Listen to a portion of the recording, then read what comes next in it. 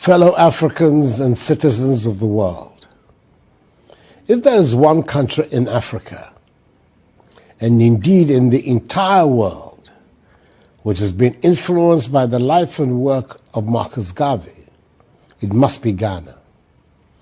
The first president of our nation, the man who led us in the final phase of our battle for freedom, the legendary Kwame Nkrumah, was a self-confessed apostle of Marcus Garvey and fell under his guidance during his student days in the United States of America in the 1930s. The first national shipping line of our country was named by him the Black Star Line, in deliberate emulation of the Black Star Line, the shipping line established by Marcus Garvey in 1919 to assist in the repatriation of Africans in the United States to their homeland in Africa, and to be the vehicle of trade between the two continents. Again, the proud national flag of our country has the Black Star as its centerpiece. Ghana's debt to Marcus Garvey is thus inescapable. Today, we're gathered all across the world to commemorate the 100th anniversary of the holding of Marcus Garvey's Convention of the Negro Peoples of the World in New York. At that seminal event, the Declaration of Rights of the Negro Peoples of the World was adopted. There can be little doubt about the impetus of the struggle for decolonization and independence that this convention provided. Indeed, the convention, whose 100th anniversary we are commemorating, was one of the critical events in the unfolding emergence of the Pan-African movement. A century on, the vision of an Africa free from colonialism, which was one of the main objects of the holding of the convention, has effectively been realized, and the continent must always remain thankful for its intervention.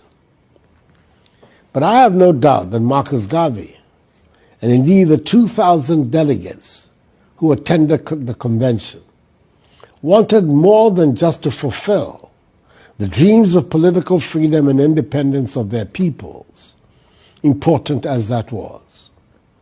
The promise implicit in the drive for liberation was that freedom would inspire the rapid enhancement of the quality of life of the African peoples, and indeed of all black people around the world, and banish the specter of mass poverty bequeathed to the African peoples by the long period of colonial exploitation.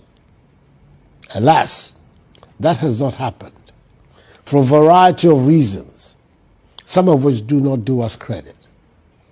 Be that as it may, our generation has an opportunity to rededicate ourselves towards attaining the goals of guaranteeing the liberties and freedoms of the African peoples, employing the immeasurable wealth of Africa to satisfy the needs of the African peoples by resisting the continuous exploitation of her resources by external agencies, eradicating mass poverty in Africa, and promoting the prosperity, dignity, and unity of the African peoples.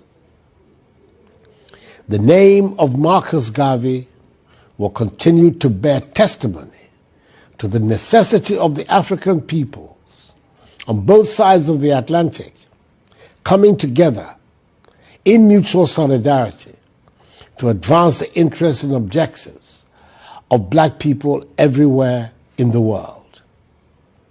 We should never forget the immemorial words of the great Jamaican reggae musician, Peter Tosh, who said, "Don't care where you come from. If you're black, you're an African." I'm an incurable optimist and believe in our capacity to reach these goals. And in doing so, I'm comforted by the words again of Marcus Garvey when he said, "The black skin is not a badge of shame, but rather a glorious symbol of national greatness.